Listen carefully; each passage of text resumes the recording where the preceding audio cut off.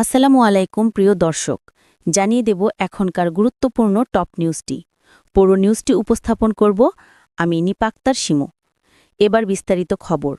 বাগেরহাটের romper union বিএনপির দ্বিবার্ষিক সম্মেলনকে ঘিরে দেখা দিয়েছে চরম উত্তেজনা।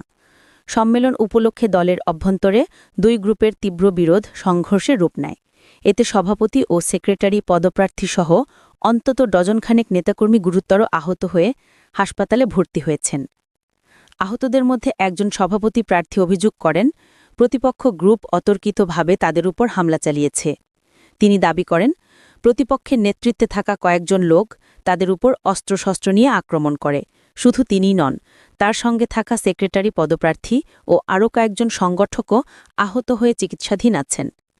তার বক্তব্যে উঠে এসেছে, অতীতে তার গ্রুপ একাধিকবার নির্বাচনে জয়লাভ করেছে। এবারও তারা নিশ্চিতভাবে বিজয়ী হতে পারে বুঝতে পেরে প্রতিপক্ষরা নির্বাচন বানচালের উদ্দেশ্যে এই সহিংসতা ঘটিয়েছে। অভিযোগ রয়েছে, হামলাকারীরা পথে তাদের আটক করে প্রথমে অশালীন ভাষায় গালিগালাজ করে এবং পরে বিনা কারণে মারধর শুরু করে। আহত নেতাকর্মীরা আরও জানান, এই হামলায় দেশীয় অস্ত্র ব্যবহার করা হয়েছে, এমনকি ধারালো অস্ত্র দিয়ে পেছন থেকে আঘাত করা হয়। হামলার সময় ব্যবহৃত একটি অস্ত্র পরে পড়ে যায়, যা পুলিশ উদ্ধার করে। তাদের দাবি, হামলাকারীরা পূর্ব পরিকল্পিতভাবে এই আক্রমণ চালিয়েছে। অন্যদিকে আরও কয়েকজন নেতাকর্মী অভিযোগ করেছেন, তারা সাংগঠনিক কর্মসূচি শেষে ফেরার পথে আক্রান্ত হন। তাদের মতে, হামলাকারীরা সবাই বহিরাগত এবং রামদা ও ইটপাটকেল দিয়ে অতর্কিতভাবে হামলা চালিয়েছে।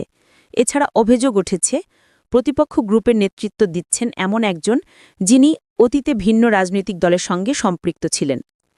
এই সংঘর্ষের ঘটনায় রামপাল ইউনিয়ন বিএনপির সম্মেলন কার্যত পণ্ড হওয়ার উপক্রম হয়েছে। বর্তমানে এলাকায় তীব্র উত্তেজনা বিরাজ করছে এবং স্থানীয় রাজনীতিতে অস্থিরতা আরও বেড়ে গেছে। প্রিয় দর্শক, এই ছিল এখনকার গুরুত্বপূর্ণ নিউজ। আরও গুরুত্বপূর্ণ নিউজ নিয়ে ফিরছি কিছুক্ষণের মধ্যে। নিউজগুলো সবার আগে দেখার জন্য এই চ্যানেলটি সাবস্ক্রাইব করতে ভুলবেন না। ধন্যবাদ।